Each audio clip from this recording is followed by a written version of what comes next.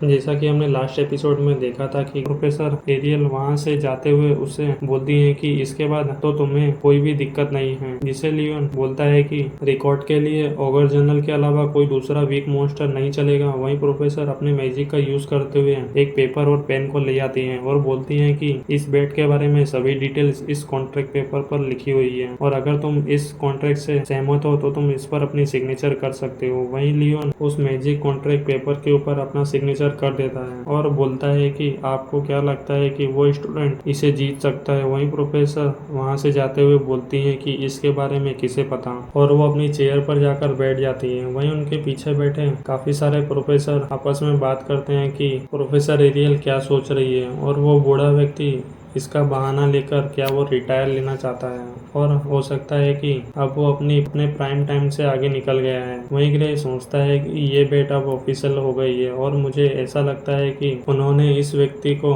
भी इसमें शामिल कर लिया है जिसे मैंने इस जगह पर एडमिशन करवाने से पहले हराया था, और ये बेट उसी समय स्टार्ट हो गई थी जब ये सब स्टार्ट हुआ था। प्रोफेसर की तरफ देखता है तो वहीं प्रोफेसर उसे चुप रहने का इशारा करती है, जिससे ग्रे सोचता है कि प्रोफेसर एरियल जरूरी एक डर्टी खेल खेल रही हैं। इसके बाद हम एक क्लासरूम के अंदर एक प्रोफेसर को देखते हैं जो कि सभी स्टूडेंट को बेसिक मैजिक के बारे में सिखा रहा होता है और बोलता है कि आप में से कुछ लोग इसे लेकर हैरान होंगे, लेकिन मैं इसके बारे में कि हमने पहले ही दिन से स्टूडेंट को सिखाना तैयार कर दिया, लेकिन अकेडमी के स्टूडेंट के रूप में एक भी दिन बर्बाद नहीं कर सकते हो। तो फिर हम बेसिक मैजिक को स्टार्ट करते हैं कि बेसिक मैजिक का यूज कैसे करें, और आगे बोलते हैं कि हमारी बॉडी के अंदर एक इनविजिबल एनर्जी होती है और आपकी बॉडी में मैजिक क्रिस्टल को मैनिपुलेट करके उसका यूज कर सकते हैं। वहीं ग्रे अपने मन में सोचता है कि मुझे लगता था कि मैं क्लास में नहीं जा पाऊंगा, लेकिन मैं अभी इस क्लास के अंदर आ चुका हूँ, और याद करता है कि मैंने अपने पास्ट लाइफ में बोर्ड कैंप के अंदर इस टॉपिक पर काफी सारी एक्सप्लेनेशन सुनी थी। और लियोन की तरफ देखते हुए बोलता है कि ये मेरी सबसे बड़ी प्रॉब्लम है कि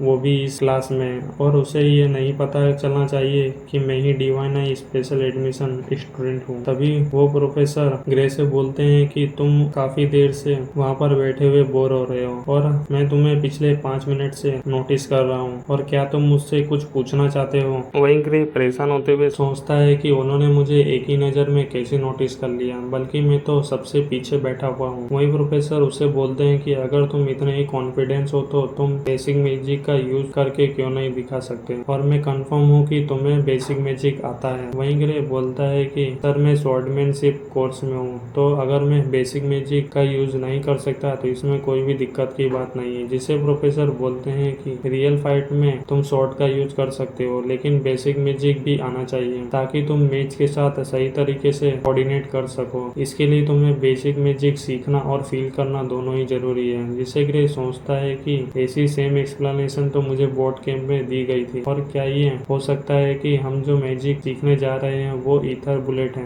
जिससे प्रोफेसर बोलते हैं कि तो तुम इसके बारे में जानते हो तो तुम इसे यूज भी कर सकते होगे। जिससे ग्रे हाँ बोलता है और बोलता है कि मैं इसे यूज कर सकता हूँ, और अपनी पास्ट लाइफ को याद करते हुए सोचता है कि ये काफी अच्छी बात है कि मैंने बोर्ड कैंप में इसे सीख लिया था, और इसी की वजह से तो बोर्ड कैंप नर्क के बराबर था। वहीं प्रोफेसर आगे बोलते हैं कि तो फिर ये तुम्हारे लिए काफी अच्छी अपॉर्चुनिटी है कि तो फिर हम एक मैच को स्टार्ट करते हैं, और लियोन से बोलते हैं कि क्या तुम भी इसका यूज कर सकते हो। जिससे लियोन हाँ बोलता है और आगे बोलता है कि इस एकेडमी में एडमिशन लेने से पहले मुझे स्वॉर्डमैनशिप के साथ बेसिक मैजिक भी सिखाया गया था, इसकी वजह से ये लियोन के लिए खतरनाक हो सकता है। जिससे प्रोफेसर बोलते हैं कि दोनों की स्किल के बीच में चाहे भले कितना ही गैप क्यों ना हो, लेकिन लियोन तुम अपने मैजिक बुलेट का यूज करके सामने वाले को मार नहीं सकते हो, तो मैं चाहूंगा कि तुम बिल्कुल भी होल्ड बैक मत करना।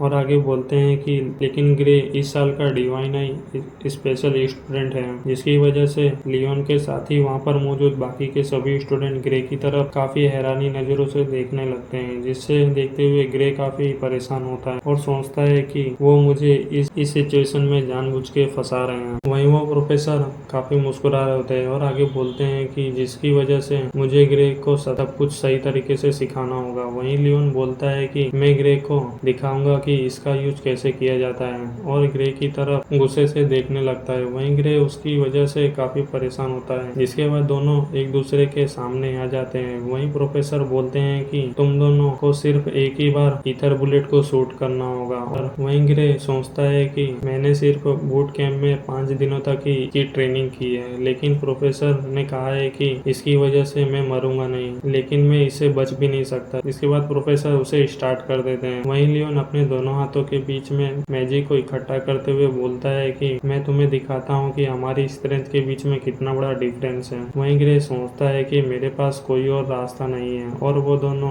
अपने ईथर बुलेट को तैयार करते हुए एक दूसरे के ऊपर अटैक कर देते हैं। वहीं वो दोनों कुछ देखकर काफी हैरान होते हैं। वहीं ग्रे का अटैक लियोन के अटैक को खत्म करते हुए उसकी तरफ आगे बढ़ने लगता है, जिससे कि लियोन डर जाता है क्योंकि ग्रे का अटैक काफी ज्यादा पावरफुल लग रहा होता है। वहीं प्रोफेसर अपनी मैजिक पावर का यूज करते हुए लियोन के आगे एक मैजिक बैरियर बना देते हैं और बोलते हैं कि ये काफी नजदीक था।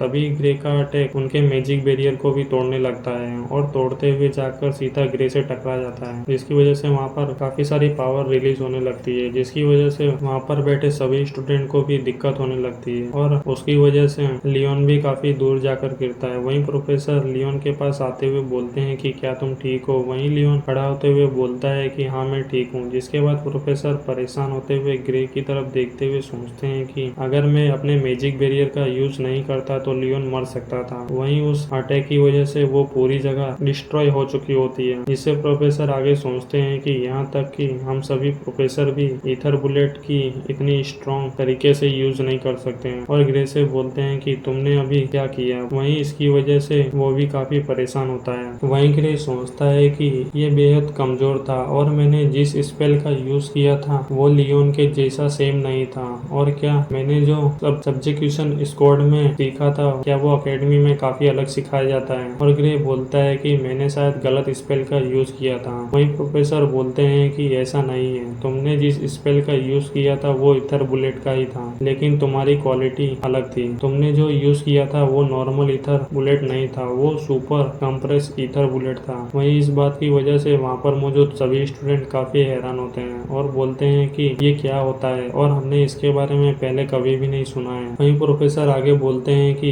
इस पावर का यूज इस अकेडमी में मौजूद कोई भी प्रोफेसर नहीं कर सकता है जैसा कि आपने यूज किया है, और तुम इस अकेडमी में अकेले ऐसे व्यक्ति हो जो कि इसका यूज कर सकते हो। जिसकी वजह से वहाँ पर मौजूद सभी स्टूडेंट आपस में बात करते हैं कि हमने इस ईथर बुलेट को पहली बार देख रहे हैं, और ये सच में काफी पावरफुल है, और इसी की वजह से एडमिशन दिया गया है। और अगर ग्रे इतना ही अच्छा मैजिक यूज कर सकता है तो उसे स्वॉर्डमैनशिप कोर्स की जगह मैजिक कोर्स में होना चाहिए था। वहीं ग्रे उन सभी की बातों को सुनकर सोचता है कि वो सभी सही बोल रहे हैं, और मैंने सभी स्पेल के बारे में बोट कैंप में सब्जेक्यूशन स्क्वाड में सीखा था। जिसके बाद ग्रे फिर से अपनी ईथर बुलेट बनाते हुए बोलता है कि प्रोफेसर आप मेरे साथ क्या मजाक कर रहे हैं, और इसका यूज हर कोई कर सकता है, बस इसके लिए उसे थोड़ी प्रैक्टिस करने की जरूरत है। वहीं प्रोफेसर उसकी बात सुनकर मुस्कुराने लगते हैं। वहीं ग्रे उन्हें देखकर सोचता है कि उन्हें क्या हुआ, जिसके बाद प्रोफेसर काफी जोर से हंसने लगते हैं। वहीं ग्रे सोचता है कि प्रोफेसर को क्या हुआ और वो इतना क्यों खुश हो रहे हैं। इसके बाद वो ग्रे का कंधा पकड़ते हुए बोलते हैं कि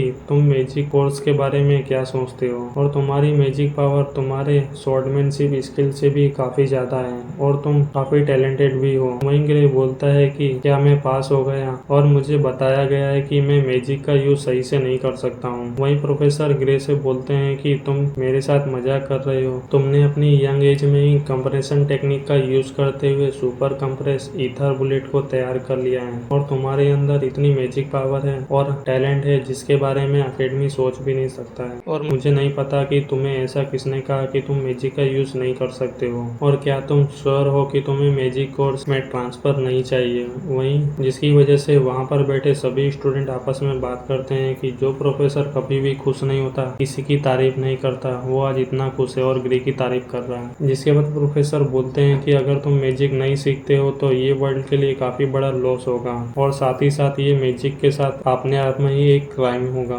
वहीं उनकी बात पर ग्रे मुस्कुराता है। तभी उसे याद आता है कि ये कंप्रेसर टेक्निक मैंने इसके बारे में इससे पहले भी सुना है। जिसके बाद बाद में ग्रे की पास्ट लाइफ में एक लेडी अपने सामने सभी लोगों से बोलती है कि पास्ट के लोगों को ये नहीं पता था कि लाइफ फोर्स नाम की चीज भी इस दुनिया में एग्जिस्ट करती है, जिसके बिना प्रॉपर तरीके से मैजिक कास्ट करना काफी मुश्किल होता था, जिसकी वजह से तुम सभी को अपनी बॉडी के अंदर इसे कंप्रेस करना होगा और उसे गैदर करके उसका यूज करना होगा। और मुझे पास्ट के लोगों के बारे में जानकर हंसी आती है कि उन्हें इसके बारे में नहीं पता था। और इस लेडी को आप सभी याद रखना क्योंकि ये आगे काफी मेन रोल निभाएगी। वहीं ग्रे प्रेजेंट टाइम में प्रोफेसर से पूछता है कि क्या आप ओडी के बारे में कुछ भी जानते हैं। वहीं प्रोफेसर बोलते हैं कि ये ओडी क्या है, जिसकी वजह से ग्रे सोचता है कि अब ये मुझे कंफर्म है कि इसके बारे में इस टाइम में कोई भी नहीं जानता और ना ही वो अभी इस समय इस वर्ल्ड में एग्जिस्ट करता है,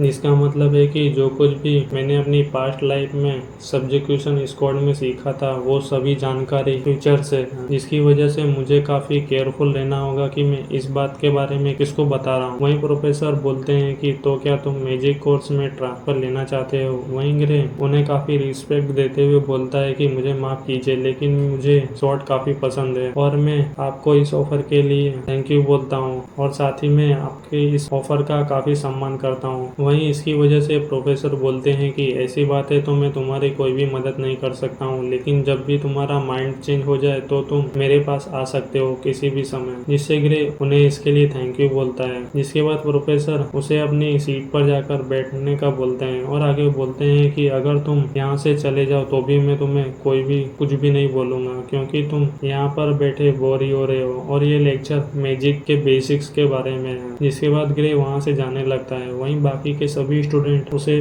देखते हुए उसके बारे में बात कर रहे होते हैं। वहीं लियोन जाते हुए देखता है और मन ही मन में ग्रे को देखते हुए पसंद करने लगता है, जिसकी वजह से ग्रे को काफी अजीब सी फीलिंग आती है। जिसके बाद हम देखते हैं कि ग्रे को प्रोफेसर एरियल का लेटर मिला हुआ होता है जिसमें वो ग्रे से बोलती हैं कि आज क्लास को खत्म होने के बाद तुम मेरे ऑफिस में आना। वहीं ग्रे सोचता है कि प्रोफेसर एरियल ने अचानक से मुझे क्यों बुलाया है, क्या प्रोफेसर कार्लोस की वजह से तो ऐसा नहीं हो रहा है। और आगे सोचता है कि क्या कहीं प्रोफेसर एरियल भी तो मुझे अपने कोर्स को चेंज करने का नहीं बोलेंगी। जिसके बाद ग्रे अपने सामने दरवाजे के ऊपर नॉक करता है जिसकी वजह से अंदर से आवाज आती है कि तो तुम अंदर आ सकते हो। और ग्रे जैसे ही उस गेट को खोलकर अंदर आता है तो पता चलता है कि उसकी तरफ अटैक आ रहा है, तो अपने शॉट का यूज करते हुए उसे रिफ्लेक्ट कर देता है। वहीं हम एक लड़की को देखते हैं जो कि इसकी वजह से दूर थोड़ा सा पीछे जाकर गिरती है। वहीं ग्रे उसे देखते हुए काफी हैरान होता है और बोलता है कि ये सब किस लिए था।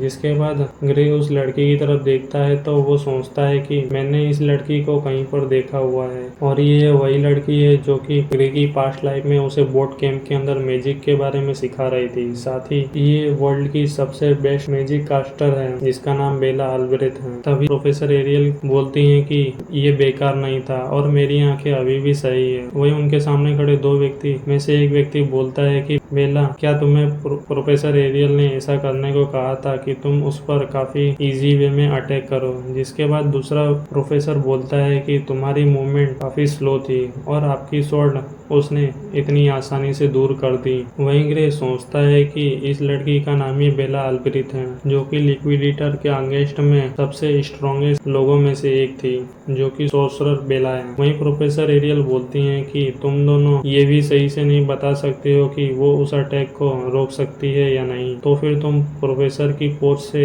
रिजाइन करने के बारे में क्या सोचते हो। जिसके बाद वो प्रोफेसर एरियल के हाथ में गोल्ड कॉइन को रखते हुए बोलता है कि हम तो बस मजाक कर रहे थे लेकिन हम इसके अलावा और कुछ भी नहीं कर सकते थे और हमारे पास इसे करने के अलावा कोई और रास्ता नहीं था। जिससे ग्रे बोलता है कि आप सभी प्रोफेसर क्या बोल रहे हैं। जिसे प्रोफेसर एरियल बोलती हैं कि हमने यहाँ पर बेट लगाई थी कि बेला अगर तुम्हारे अटैक को रोक सकती है या नहीं, और तुम्हारा शुक्रिया कि तुम्हारी वजह से मैं काफी अच्छे पैसों को हासिल कर सकी। इसके बाद प्रोफेसर एरियल जो उन्होंने गोल्ड कॉइन जीता होता है उसमें से एक गोल्ड कॉइन ग्रे को देते हुए बोलती है कि ये तुम्हारा हिस्सा है। वहीं ग्रे उस गोल्ड कॉइन को देखकर काफी हैरान होता है। वहीं प्रोफेसर बोलती है कि ये वैसा ही है जैसा कि हमें बताया गया था और ग्रे के अटैक को देखकर दोनों प्रोफेसर आपस में बात करते हैं कि वो जानबूझकर अपने राइट आर्म को यूज नहीं कर रहा है, जैसे कि उसे प्रोटेक्ट करना चाहता है और शायद उसकी इंजरी की वजह से ऐसा हो सकता है और ये उसकी मसल्स और फिजिकल इंजरी की जगह पर उसकी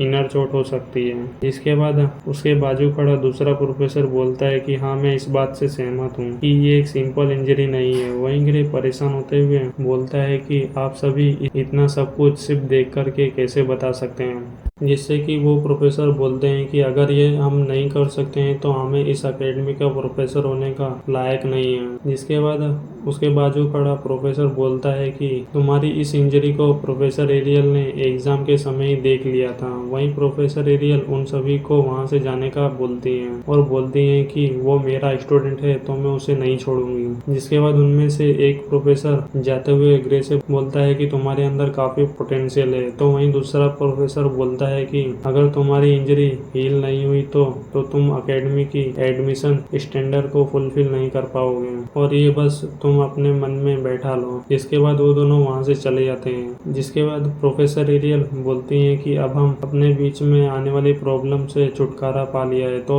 हम सभी आपस में मैजिक के बारे में बात कर सकते हैं। जिसके बाद वो सभी एक जगह पर बैठते हुए प्रोफेसर बोलती हैं कि तुमने सुपर कंप्रेसर ईथर का यूज किया था प्रोफेसर क्लोरोस की क्लास में। जिससे ग्रे बोलता है कि आप इसके बारे में पहले से ही जानती हैं। जिससे प्रोफेसर बोलती है कि उन्होंने ही मेरी ऑफिस में आकर मुझे बताया था और उन्होंने ये भी बोला था कि हम तुम्हें मैजिक कोर्स में ट्रांसफर कर दें, लेकिन मैंने उन्हें मना कर दिया क्योंकि तुम्हें जो सबसे ज्यादा सूट करता है वो मैजिक कोर्स की जगह पर स्वॉर्डमैनशिप कोर्स है और तुम्हें देखकर कहीं से भी ऐसा नहीं लगता है कि तुमने मैजिक की ट्रेनिंग या प्रैक्टिस की है। जिससे ग्रे चाय पीते हुए सोचता है कि प्रोफेसर की आंखों में जरूरी कुछ मैजिक पावर है जिससे कि वो देखकर सब कुछ जान लेती है, तो मुझे झूठ बोलने का कुछ भी फायदा नहीं है। जिससे ग्रे बोलता है कि हाँ, ये सब सही है।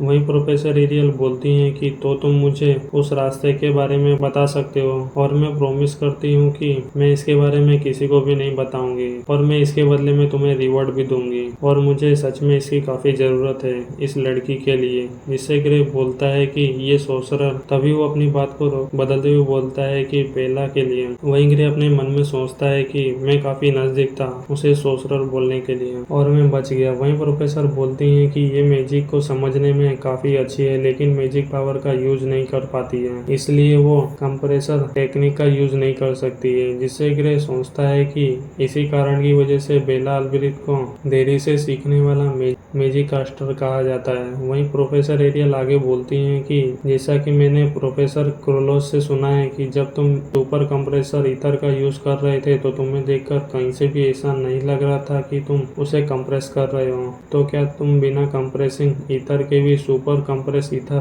को यूज कर सकते हो और क्या कोई इसका दूसरा तरीका है जिसकी वजह से बेला को प्रोफेसर ब्रेडली के पास भेजने की कोई जरूरत नहीं पड़ेगी हमें। वहीं ग्रे पूछता है कि ये प्रोफेसर ब्रेडली कौन है। तभी ग्रे को याद आता है कि और वो बोलता है कि आपका मतलब है कि प्रोफेसर वेरियल ब्रेडली। जिसे प्रोफेसर एरियल बोलती हैं कि तो फिर तुम उनके बारे में जानते हो। वहीं ग्रे सोचता है कि उनके बारे में जानना ये लगभग इम्पॉसिबल है और वो काफी क्रूअल है, जिसने काफी सारी एक्सपेरिमेंट को इंसानों के ऊपर किया है जिसकी वजह से काफी सारे इंसानों की जानें गई हैं और उन्होंने मैजिक डिजास्टर को भी बनाया है जिसकी वजह से हजारों लोग मारे गए और ये हिस्ट्री का सबसे बड़ा वर्स्ट मैजिक क्रिमिनल है और इस टाइम पर भी वो अभी तक पकड़े नहीं गए। वहीं प्रोफेसर बोलती हैं कि बेला इस साल के अंत तक अगर सुपर कंप्रेसर ईथर का यूज नहीं कर पाएगी तो मुझे उनके पास भेजना पड़ेगा जहां उसकी सर्जरी होगी। जिससे घबराते हुए ग्रे बोलता है कि ये काफी बैड आइडिया है। जिससे प्रोफेसर एरियल बोलती हैं कि तुम सही हो, इस सर्जरी से उसकी मैजिक एबिलिटी को बढ़ाया जाएगा और ये एक ह्यूमन एक्सपेरिमेंट है जिसकी वजह से इसे पब्लिक नहीं किया गया है क्योंकि इसकी वजह से काफी सारे लोग मारे गए। वहीं काफी सारे लोग जो बच गए वो अपनी मेंटल कंडीशन को खो चुके हैं और ये काफी डेंजरस है। वहीं बेला बोलती है कि अगर मैंने इस ईयर के एंड तक सुपर कंप्रेसर ईथर का यूज करना नहीं सीखा तो मुझे इस एकेडमी से बाहर निकाल दिया जाएगा। जिससे गुस्सा होते हुए प्रोफेसर बोलती हैं कि तुम उसे अपनी बॉडी का यूज करने दो, इससे अच्छा तो तुम इस एकेडमी से बाहर निकल जाऊं और तुम्हें ऐसा करने की कोई ज़रूरत नहीं है। वहीं उनकी बातें सुनते हुए ग्रे सोचता है कि जो मैजिक या नॉलेज जो कुछ भी मैं जानता हूँ, अगर मैं उन्हें बता दूं तो शायद ये फ्यूचर बदल सकता है। वहीं वो देखता है कि इस बात की वजह से बेला काफी डर रही होती है और उसकी वजह से उसके हाथ भी कांप रहे होते हैं। और ग्रे लिक्विडेटर के साथ फाइट को याद करता है और याद करता है कि उसके एक ही अटैक की वजह से सभी के सभी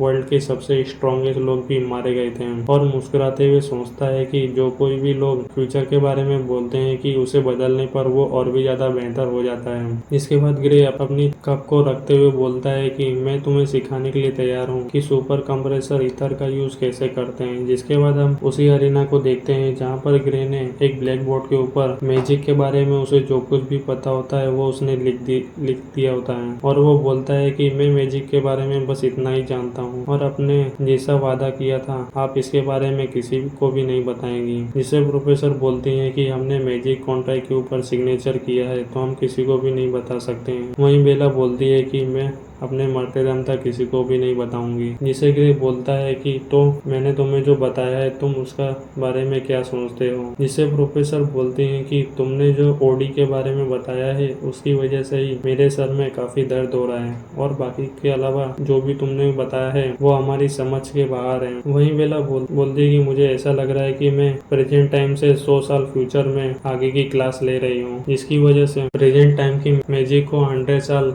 एडवांस हो गई है, ऐसा मुझे लग रहा है। वहीं ग्रे सोचता है कि ये बस जो तुमने फ्यूचर में मुझे सिखाया था वही मैं तुम्हें बता रहा हूँ। वहीं बेला की आंखें ग्रे को देखकर चमक रही होती है। वहीं प्रोफेसर बेला से बोलती हैं कि ये सारी जानकारी जिसके बारे में मैं सही से जज नहीं कर पा रही हूँ, तो तुम क्या कंफर्म हो कि ये उसने जो कुछ भी बताया है वो सच है। वहीं बेला शर्माते हुए बोलती है कि मुझे लगता है कि ये सही है क्योंकि इसमें मौजूद हर एक बात किसी भी तरीके से प्रेजेंट टाइम के मैजिक का विरोध नहीं कर रही है और इसके बारे में जानने का सबसे अच्छा तरीका ये है कि हम इसका यूज करके देखें। और ग्रे से बोलती है कि अगर ये सब कुछ सच है तो ये स्पेल जरूर वर्क करेगा। वहीं उस पेपर को देखते हुए ग्रे को कुछ भी समझ में नहीं आ रहा होता है। वहीं बेला बोलती है कि उनके अनुसार मेरी पूरी ताकत का यूज करना होगा। वहीं ग्रे पूछता है कि तुम्हारी फुल पावर क्या है और सोचता है कि जहाँ तक कि मैं जानता हूँ कि उसकी पूरी पावर का अगर वो यूज करती है तो वो पूरे एक शहर को जला सकती है। और ऐसा भी कहा जाता है कि वो अपने सबसे पावरफुल मैजिक को सही से कंट्रोल नहीं कर सकती है। वहीं पर वो काफी बड़े मैजिक सर्कल को बना लेती है जिससे कि वो भी काफी हैरान होती है। तभी वहाँ पर काफी बड़ा धमाका